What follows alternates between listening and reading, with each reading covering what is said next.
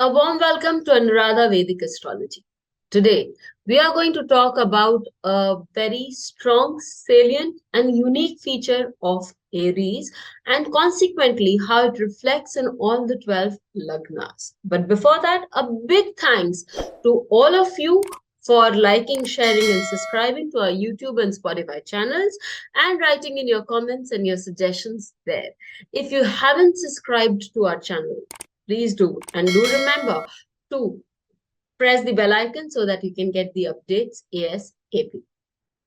Whenever we talk about Aries, what do we first see? We just talk about when we look into the ram as a symbol, we see that the ram is the one that is unafraid to move to stellar heights. True that. But did you know that the ram had a poor perception of shallows and dips? So when they have to put their foot in those shallows or their dips, they really get disturbed. And it is then when they start moving up the hills. So, what does that talk about the sign of Aries as such? It says that the sign of Aries, the people whom you can associate with the sign of Aries, are the ones who do not understand or get very overwhelmed in a very deep situation. They need to learn about assessing the depth of a situation. They need to feel comfortable in that zone. And then when they move ahead, they are at a better place. Two, what also is understood from the RAM is that they do not like darkness. They like well-lit areas. So it means that people who have planets in this particular sign or wherever this Aries is sitting for you in the chart can make you a little phobic for darkness. So if it's in your, so we'll do it for every lagna and see how it works out. And last but not the least, most interesting is that when a ram takes a feet back, it takes a step back. Generally, what happens is we tend to say that these people have kind of let gone of their decision. Well, take a break, because when they take a step back, what they're really trying to do is gain all their energy, regroup it, and then go for the ultimate kill. Never ever come in the way of a ram which has started to move backwards. It is because you are very much on their side and you are the kill. So let's see how it works for all the lagnas. I'd like to take an example here of the Cancer Lagna and how it reflects in the 10th house. But then when we come to the Cancer Lagna, for the Aries Lagna, it's you that we can talk about. You find it difficult to go into a depth of a situation. You do not have that assessing power of a depth of a situation because it overwhelms you. Learn to stay put, learn to be calm in that situation, and you will be able to understand that depth. It's people may find you very fiery, very flary, very um, up upward moving and everything. But in your hearts, you know that when it comes to great deeps, it is kind of overwhelming you. When you learn to access that, when you learn to work on that, you will probably go to a better height rather than where you are today. Aries Lagna is typically the fire, sun gets exalted there, Mula Trikona of the Mars. So obviously, you're all happy and sunshine, and melancholy or darkness really pulls you down. But that very darkness can help you to move towards the light. If you can understand that, you will be good to go. So you can always go for rejuvenation. You can go to places like the beaches. You can go to places on the tropics and feel happy there. And you are a good fighter. So whenever you feel that you are on your low, step back.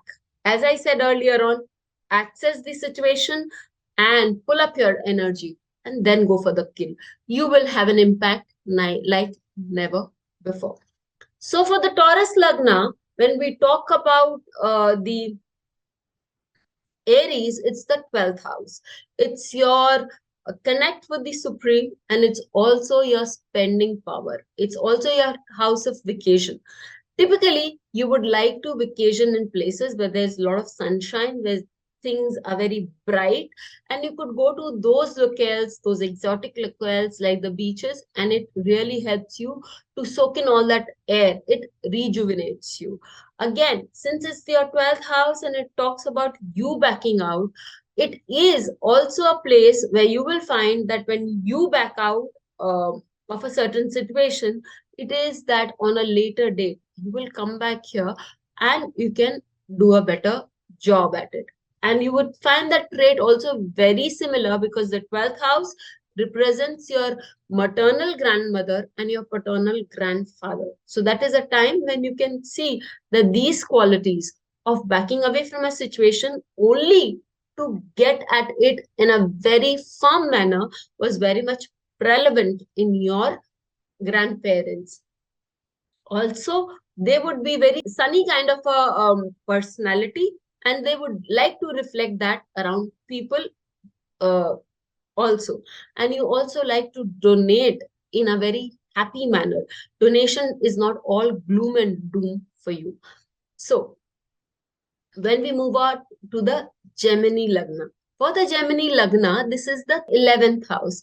The 11th house talks about our spouse and child in particular, and it also talks about our gains, it talks about our way of working. So, for all of us, what is very important to understand is that for the Gemini Lagna, you always would end up recouping your energy whenever you feel that somebody is not being nice in a society to you. You don't hit them right there and then, and if your efforts go waste in the first go, you don't let go. You move back, you take your time, and then you hit them hard. It will help you. But before that, as I said, you need to assess the situation well, which you can do when you take a step back. Another thing that we see is that 11th house also talks about our gains, and you want your gains to shine to the world. You are not afraid of showing to the world what gains that you have in life. This is another point we can add here when we take on from the need to move high up in life, because the Arian, again, the 11th house for you is showing to be able to reach the pinnacle. This is what one of the objectives of the Gemini Lagna is. I have to succeed in whatever I do.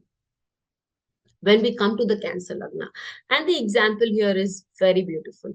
The Cancer Lagna in particular appear to be very calm, very sedate, very nice people, and they are very law abiding citizens. They are the ones who always keep a protocol and very soft at the heart.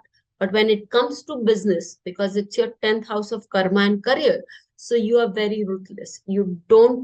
Um, you don't leave any competition unattended, because in the competition, whenever you feel that you're losing, you take a step back and then you charge it on with a full go. Just like Muhammad Ali, who had his 10th lord Mars placed there, also with Saturn, his 7th lord. So whenever he was in a fight, whenever he would take a step back, it meant that now he's going to deal with a final blow, which is going to make sure that his competition comes down like nothing else. We can also take the understanding that these people at times rush into doing things and are not able to assess what the situation is going to give rise to. So, as I said, take a step back. When the things are not working for you and you feel you are in a hot soup, in a shallow dip, wait for a minute.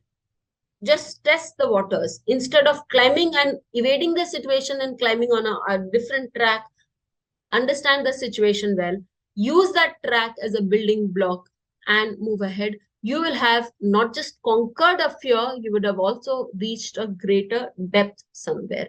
Again, let's move on to the Leo Lagna. For the Leo Lagna, It's your perception of the truth, and your perception of the truth needs to be more in depth rather than on a higher level. For it's also your ability. It can say your father can be very enigmatic. Your father can be very goal oriented. Your father can be very sprinty, spritey, and can always be moving towards a higher objective, which is what you have learned from them. But we can also learn from the mistakes of our parents, because sometimes they may not have the ability to understand a particular situation. But if you look deeper, you will be able to have a much better view of the situation. And once you do that, you can understand your truth, also your luck factor well enough. You will be able to see which is the shallow points in your luck factor. You need to understand them better and then conquer a better height. Even when you're doing your higher studies, just don't evade those areas which need an in-depth study. Work on them also to get a greater glory and a greater understanding. And sometimes you may not be able to clear things at one go. But what is the problem there? Recoup all your energy and then sit for your exams all over again. You will do it far better than what you were capable in the first round. So this is for the students also. And generally, we get more lucky when we tried the second time. And that's more important for the Leo Lagna people as such. When we talk about the Virgo Lagna, that's the eighth house for you. And you will find that spiritual calling, the need to invest in a certain um, insurance policy, mutual funds, etc., that needs a particular deep study that you may not be doing. As a result, may not be making that investment kill that you are expecting to do. And you would be moving towards those attainable heights that you feel are just a hop, skip, and jump away. So sit down for a moment. Study those scriptures well, or study those mutual funds, that insurance policies well. Look into the areas that you're not able to understand. Don't be afraid of the dark. The eighth house is already a little dark for you. So don't be afraid of spirituality. Don't be afraid of topics of death and dying, because they are good to go. And then when you are understanding, have an in-depth analysis of all these things, you will see a lot of your fears, because the eighth house also talks about fears that we carry from the past. So all your psychological fears will also be removed at a great level. Spirituality is a calling that you really need to go deep down and understand from there. We also find for the Libra Lagna that their spouse. Now, for the Libra Lagna, the seventh house is your spouse. It is also your partners in life. Sometimes you will find that your partners accept their defeat and say, okay, probably. And then you are very happy saying that, yes, they have accepted defeat. Please don't be taken in by that gullible act of yours also. And please don't be led down that garden path, because once they come back with a force you could never reckon, and then you are in a hot soup, so to speak. So always respect their independence. And secondly, these people are ambitious, always on the go, but they do not have, so one of their weak points is they do not understand the depth of the situation. To once you understand that this is their flaw, you can sit them down and you can also make them understand and make them see a side that you have. And they'll be very, very enamored, so to speak, with your insight of things. Again, when these people have a phobia of darkness, so do avoid dark situations with them, do avoid unknown territories with them, and you are good to go. The seventh house is also the house where you get a public platform. So when you are on a public platform, please learn to be aware of everything that's going there, because all of a sudden, if you come across an area but you're not aware of a public platform in, that can be pretty disturbing for you. We now speak about the scorpions. The scorpions, for the scorpions, is the sixth house. Is the house of your cousins, is the house of the prarabdha. It's also the house of your employees.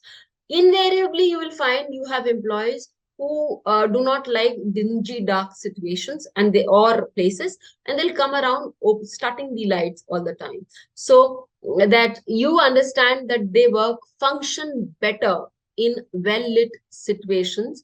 We can work to make always extend that comfort to our employees, because that in kind of increases their productivity. It also talks about their inability to see a situation from a certain angle. And there, when you have an axis, because scorpions generally have a great access to the nooks and cranny of a situation where others cannot. So you have the ability to point it out to them in a very calm and a composed manner and get much work done out of your employees. It again talks about you. So there are times when you will come across certain prarabdha, certain past act of yours reflecting in a manner that takes you unawares. Don't run up away from this situation. Sit down, face it, and understand its depth before you move to a greener past. When we talk about the Sagittarius Lagna, we will find that people with Sagittarius Lagna are ambitious, obviously, because they want to climb up. It's typically their fifth house. They want a lot of show and pomp. They want a lot of recognition. That's for sure. But it will come in a much better manner if you understand the depth of things that you cannot see. When you are able to sit down and study them in depth, you're going to do good. Remember, the fifth house is also your house of the share markets and the investments as such. So many a times we see people being very rapid about it, being very quick and wanting quick successes. Obviously, they're trailblazers. They will move into territories which others haven't and probably conquer them. But if you are able to overcome your fears, able to read those scripts in a better manner, then you will be at the you will be one of those who can always survive the high tides and the low tides. Whenever you want to deal with your children, it's advisable to take a step back and assess the situation and come with a full force, wherein they cannot have a point of retaliating. That is where the need to be prepared comes in. And obviously it's good to enjoy in places with your children where there is no darkness, where there is, there's more fun, sun and sand. Your children probably will enjoy it more than many others. When we talk about the uh, Lagna of Cancer, your mother could be having all these issues, because for the Capricorn Lagna, the fourth house falls in the Aries, or your sense of peace and security, your investments. You would be going in for making investments in areas which are unheard of, because but at the same time, you would be showing certain fear in those areas. Your mother could be having fear of darkness. Your mother could be very ambitious, could be very straightforward, but the times when you would want to tell your mother to understand the depth of the situation well, you have understood that she has that issue. So what you really need to do is be very calm around her, tell her that this is how you have to handle the situation. It'll work wonders for you and for your relationship. When you are talking about the need to have a step back, so you will see that these people, your mother, or all the ladies in your vicinity, or especially in your family, they put their weapons down. It really does not mean that they have conceded defeat. On the other hand, be aware of the situation.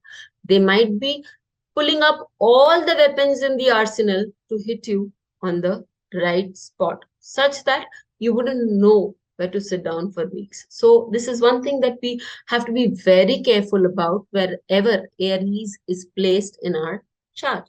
We come to the Aquarius Lagna. Well, for the Aquarius Lagna, it is a very weak point, Achilles heels. Why do I say that? Is because the third house is the house of Mars. It also talks about your younger siblings and the people whom we generally have a huge bond to content with right from the very childhood are also, it's a love-hate relationship. It's your siblings as well as your very close friends. So we generally see that the siblings come back with a retort that we are not able to answer. That's so typical of the Aquarius Lagna.